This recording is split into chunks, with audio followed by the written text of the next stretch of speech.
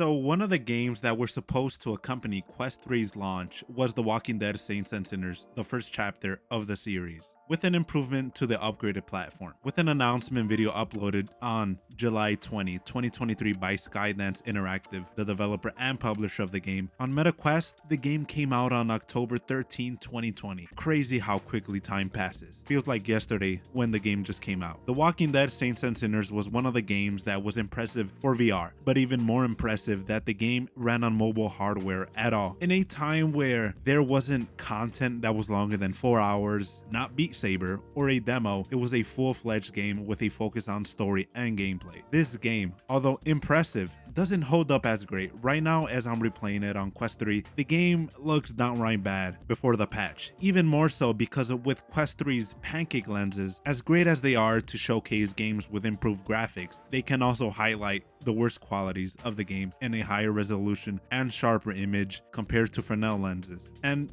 before the patch, it has very low resolution textures, hard fixed foveated rendering, really bad aliasing, also known as jaggies, low view distances, spatial resolution scaling, and low enemy count in areas, and it makes it pretty apparent the sacrifices the devs had to make in order to run it on standalone hardware. The game at the time was intended and developed with Quest 1 and Quest 2 in mind. However, with this new free update for all existing owners of the game, by the way, if you purchased it on the Quest Store, you also get the PC VR version on the Oculus PC app. Before the patch for Quest 3, the game sat at 7.38 gigabytes, and on PC VR on the Oculus Store, the game crosses 32.87 gigabytes. With this new Quest 3 update, it settles at 8 gigabytes and at 8.22 gigabytes. Optimization isn't that bad. The update gives well improved textures, significant improvements to lighting, and adds dynamic shadows as well. Adds more enemies, specifically the number of on-screen walkers in open areas. So instead of the usual 3 to 4 zombies, now they are kind of acting like mini hordes and act more as a real threat within gameplay. Then also getting new visual effects. So getting ready for the update, I've been replaying the game. No game comes close to the dire apocalyptic and lonely atmosphere the game has. Playing chapter 1 compared to chapter 2, Retribution, the sequel, for me the first game is leagues better story-wise and has actual build-up,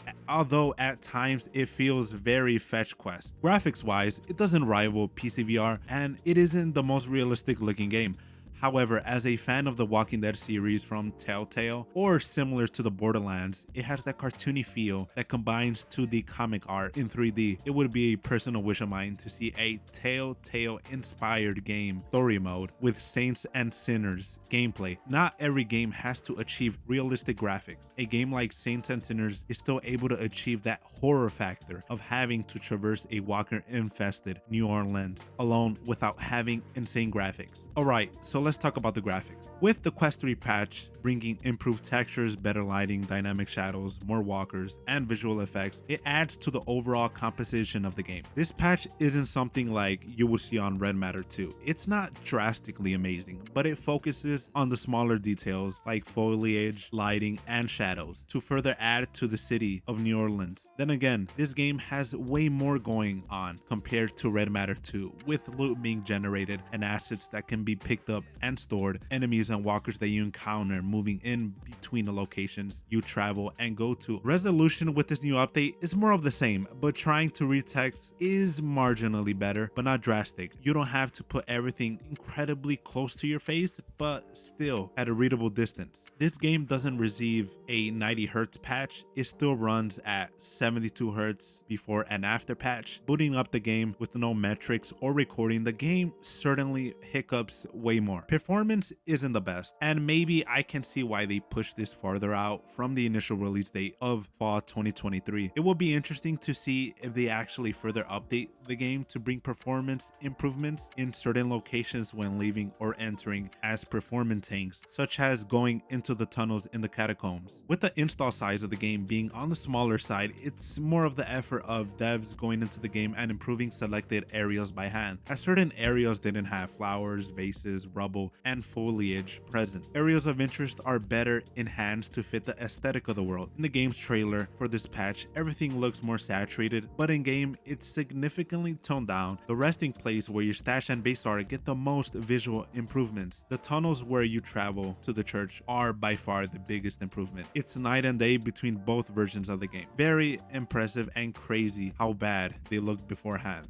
Sewage in New Orleans also gets enhanced to look even more disgusting. The cemetery where your base is gets the biggest glow up, and everything as general is way more scary and it feels like someone is always watching you. Since the Quest 3 patch brings dynamic shadows, one tool that you're always using gets slightly improved, and that is the flashlight. Although the flashlight is horrible at actually doing its intended purpose of lighting the way, it works in hand to limit your vision and make the game even more scary, keeping tensions high as you turn around a corner or scavenge through cabinets looking for scraps. With the flashlight now, when lighting your way, it adds dynamic shadows to pretty much everything in the game. With this added in the game, the sense of space, especially in VR, is really cool. Dynamic shadows are taxing though. With this update, it isn't particularly the best in terms of performance, so sometimes when you turn on and off your flashlight, the game will hook up. For instance, going through the tunnels of the catacombs really just takes the game into a PowerPoint slide at times. The shadows aren't super crisp and they run at lower resolutions, and with it